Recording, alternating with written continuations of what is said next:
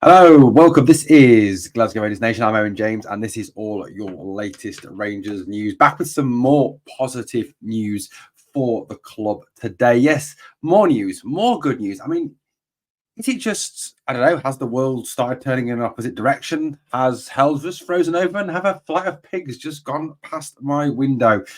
It seems that things are finally getting sorted at Rangers. This seems that Niels Koppen, the rest of the football board, Philippe Clement, whoever it is finally starting to put the house in order. And that is great news.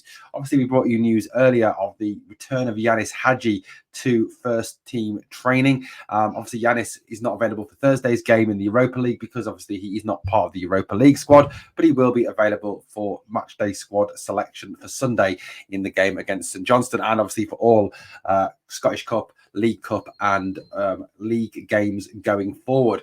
I'm not quite sure when the review date is for the Europa League squad, but I will look into that.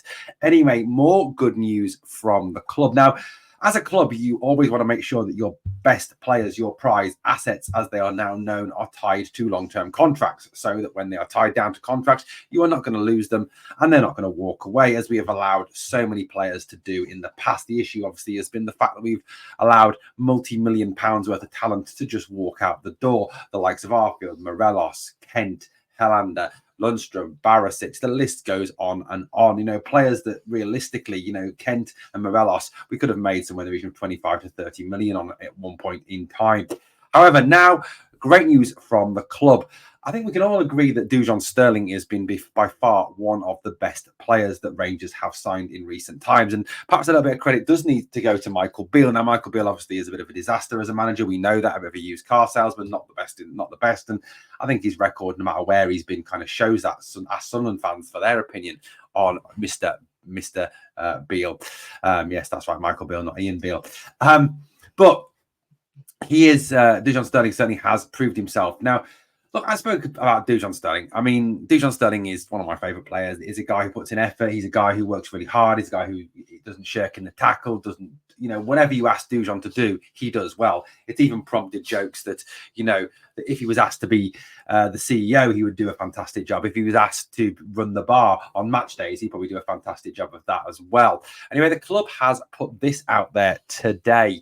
Rangers FC are delighted to announce that Dujon Sterling has signed a contract extension, which will keep him at the club until May 2028. So basically adding time onto his deal, extending that contract, meaning that, that if Dujon Sterling continues his present rate of development and becomes a player who becomes the subject of interest within the next 4 years from Premier League clubs or, clubs across Europe, that this is a player that we are going to be able to sell for a transfer fee, very much fitting in with the trading model. That is the trading model, to bring in players, to bring in young players, to develop young players and to make them better. And Dujon Sterling is certainly one of those players who, Rangers, I think, have made a lot better. We've really seen the best of him. We've seen him play in a number of different positions. Dujon has played right back, he's played left back, he's played centre back, he's played central defensive midfield, he's played right wing, he's played left wing. I think, the only position he hasn't played a lot, which you would want to see him play, is at right back, which is realistically his best position. He was signed as a right back. He came through the Chelsea youth system as a right back, although apparently he did actually start life as a centre forward, which is quite remarkable. I'm sure he was absolutely outstanding at that as well. Sterling, has played, I think, at the most number of games for Rangers as a midfielder or as a winger. Often playing on the right wing in front of James Tavernier to protect Tav and also to provide that width on the right. I think there's a large group of us within the fan base that would actually love to see Dujon Sterling given the chance to make one position his own. I think for me, Dujon, the one thing that kind of goes against Dujon and kind of gives Dujon a little disadvantage when it comes to, securing a place, in the team long-term, a long-term starting berth, is his flexibility, is the fact that, where is Dujon's best position? Where does the manager see him and where does he see himself? That could be a slight disadvantage for him. The fact that, like I said, that he's kind of the jack of all trades, isn't he? He can do any job you ask him to. I mean, personally speaking, I really hope and pray and wish that the manager this season will actually start to see sense and give him his chance to play at right back.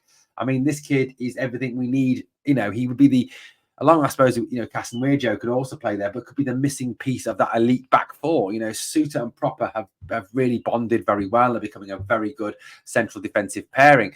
Kiefte is looking every bit the modern quality fullback, and I believe that Dujon Sterling could also fill that role. I mean, he's big, he's quick, he's strong. He's developed the attacking side of his game, the ability to get forward by playing on the wing. His defensive skills are good. He's a good tackler. He tracks runners well. He reads the game very well. And I think him playing in midfield has helped to develop his reading of the game. I mean, personally, I don't think that he is a central midfielder. I think that he lacks the complete understanding of the game and the ability to see the full picture that the likes of Dio and Barron and Raskan can. I see him more as a defender. I think he could be a centre-back as well. I think he'd also play very well in that position. But I do hope that at some point this season that we do see him get a run of games at the right back slot, and his development there is not hampered by any, ridiculous loyalty to one player over another. Dujon Sterling signing this new contract is excellent news for Rangers. It really genuinely is. I mean, this is a great move by the club. It's actually been a really good day for the club in terms of this news, positive news coming out of the club in the lead up to Thursday's game against Lyon, who are a team in turmoil.